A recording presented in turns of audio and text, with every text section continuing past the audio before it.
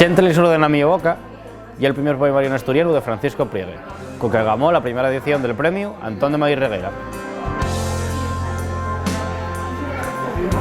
Priegue nace en Avilés en 1991 y tiene una extensa obra en castellano, pero ahora tenemos aquí el primer libro de Priegue en asturiano, del que ya deseo de algunas pinceladas en la revista Formiento y otras publicaciones, y donde vemos ya cierto averamiento al surrealismo que creo que fai de alguna manera novedosa la súa obra y la súa incorporación a la lengua asturiana. Para entamar a falar de Centre sur de na miña boca, creo que lo más interesante é reflexionar sobre qué son los chemtrails. Pues esos chemtrails serían partículas químicas que los aviones desearían en el aire y que tendrían la capacidad de generar malures o enfermedades a la población de manera deliberada. Como veis, tiene un toque distópico, un toque conspiranoico que,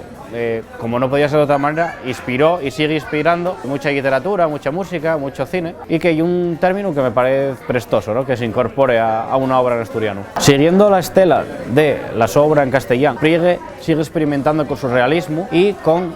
lo que parece ser una voz poética que juega con la escritura automática. De esta manera, en Centre sur de na miña boca tenemos una obra donde el lenguaje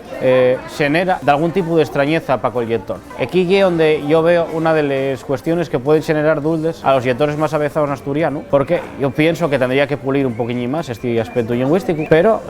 también creo que hay una intencionalidad dentro de ello, y es generar esa extrañeza, generar una poesía rompedora, surrealista. Magar de lo que parece, este libro para mí fala del amor, del amor,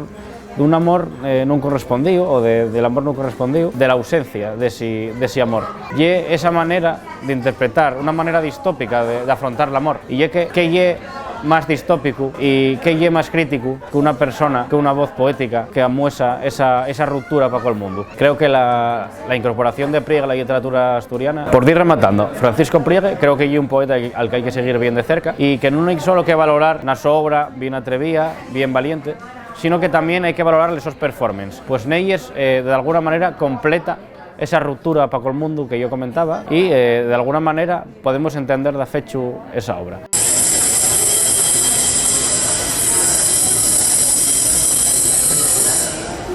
Hasta aquí este vídeo de La que Invisible, vémonos la semana que viene aquí en Play Presta.